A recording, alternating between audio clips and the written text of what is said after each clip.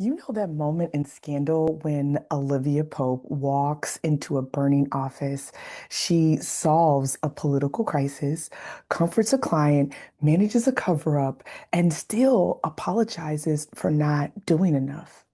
Yeah, that's a lot of us in corporate. And the wildest part is you think that you're hiding it, but everyone around you sees you cracking, Olivia. Kind of like my voice a little bit, right? Today, we're going to break down 3 ways ambitious women become their own version of Olivia Pope and how to rewrite that story in 2026 so your career grows without the predictable burnout arc. I'm Sophia, and I help driven women climb in corporate without the cost of burnout because I lived the Olivia Pope life for way too long.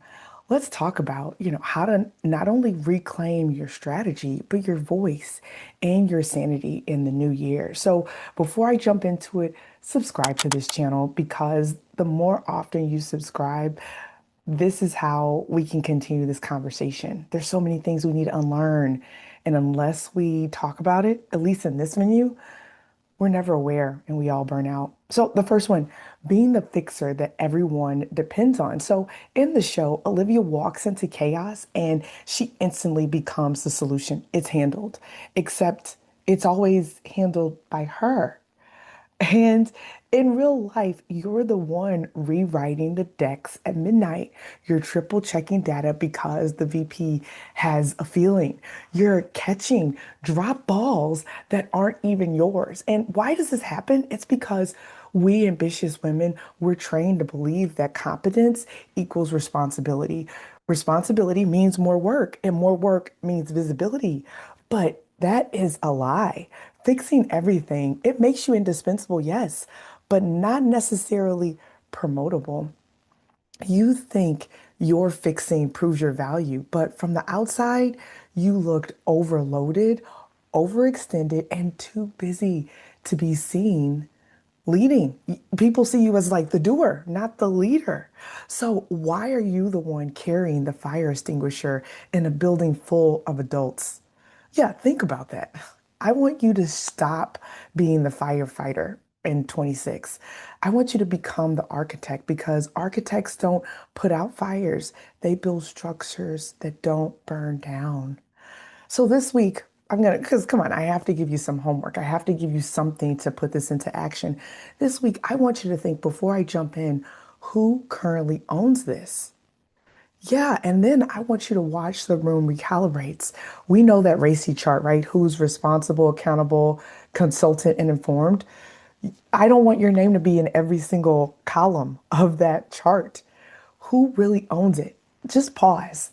So that way you can jump in if needed and not necessarily by default. All right, I got to jump into another one. What about, I'll call this one the Olivia Pope syndrome, right? You silently suffer in the name of being strong. Olivia Pope, she gives her speeches about power, about control, but she bottles everything. She has tears in her corner office, wine and popcorn, alone at night, and she's pretending that she's fine. And in real life, how does this show up for us? You don't ask for clarity because you don't want to be seen as needy, right? You don't ask for help because you don't want to be seen as incapable. You don't even say that you're drowning because you're afraid that they'll question if you can't even swim. You're like, they hired me for this job. I don't want them to question my credentials. That's what happens. Often, women in corporate, we become the invisible leaders, the ones holding everything together quietly while everyone assumes we're fine. I don't want that for you. When did overworking become your love language at work? Come on, you've heard of these 5 love languages, right? It's quality time, gives, acts of service. It's a book by Gary Chapman. But what is your love language at work? How are you showing up? Like, if you think that staying silent shows strength, but from the outside, it looks like consent. It looks like, hey, this is how I operate. It looks like capacity. It looks like you're fine with the load. So this next year coming up, I want us to normalize narrating your bandwidth. That's right. We're not apologizing, we're communicating. A lot of times people call this managing up. So instead of saying, yeah, I can take it, I want you to say something like, to make this a priority, here's what needs to shift. When you use words like this, these types of scripts, you build power, not guilt. You ready for number three? Okay, before I jump to number three, what am I missing? Put some in the comments section so that way we can continue to notice how we are being Olivia Pope and then identify ways that we can shift together. This is a community, right? Okay, so the third one is running on crisis energy and calling it drive. Okay, so Olivia thrives on adrenaline. Like if there's a crisis, if there isn't a crisis, she will find one. She is the queen of I'm fine while her nervous system is screaming. Her nervous system is saying, can we just rest? Can we not always be on alert or in alarm mode? And that's what happens to so many of us high achieving women. We make this mistake. We take urgency for importance. We take speed for impact. And we take constant motion for strategic value. It's like we enjoy being busy because we think that that's how we add value. That's how we're being productive. That's how we show that we are, a team player. No, this is quiet cracking. And with burnout, it is dramatic. It's chronic. It's something that you're doing consistently. You don't even realize it.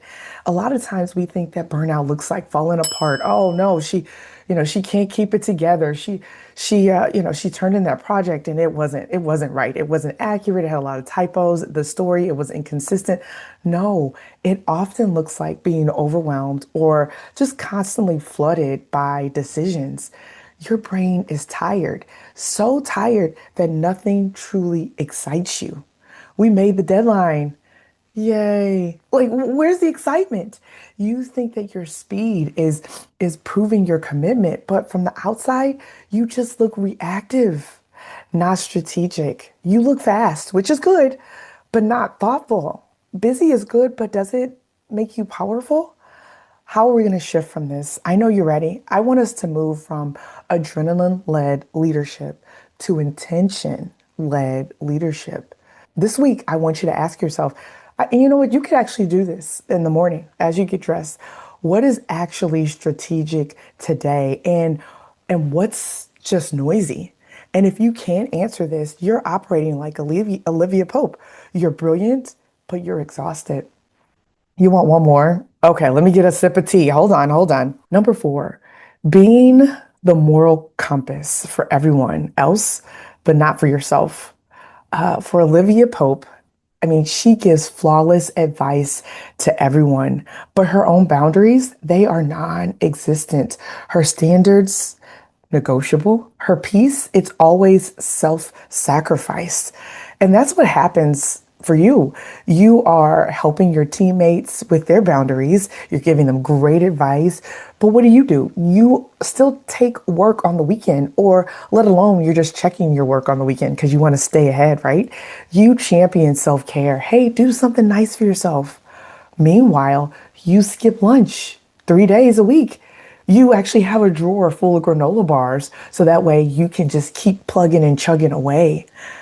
You defend your team's capacity, right?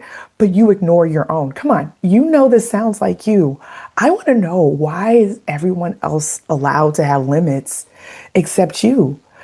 From the outside, let me tell you, you think you are being a good leader, but from the outside, it looks like you don't value your own well-being the way that you value everyone else's. For 26, what are we going to shift? Your boundaries are part of your leadership brand. It's not a luxury. And seriously, why do your standards disappear the minute that someone else needs something? So this week, come on, I got to give you something practical. This week, I want you to set one non-negotiable boundary that protects your mental bandwidth and not your calendar. And I know you're saying, Sophia, I have no clue. How about no emails after 7 p.m.? Or how about no deck revisions after 2 rounds? What about no meetings without agendas? Like, these are small things that you can add, you can implement. They don't cost you anything. They're helping you be more strategic. They're helping you protect your mental bandwidth, your mental time, your mental energy. You know, the world loves Olivia Pope because she's brilliant, she's powerful, she's loyal, but she was also exhausted. She was isolated and consistently rebuilding herself from burnout. Look, you don't need to carry an entire season worth of plot twists just to prove your value. You don't need to be the fixer, to be the leader. 2026 is your year to stop playing the role and start leading the life, okay? So, where have you been your own Olivia Pope? And what's one shift you're ready to rewrite in your own script? Look, if you're done carrying the crisis arc and ready to step into strategic, sustainable leadership, I'm here. I help teams. I create workshops that teach women to lead with clarity and not chaos. And if you're ready to shift and don't know where to start, I want you to join my next masterclass so we can rewrite your story next. Did you subscribe? Okay, you subscribe. Thank you.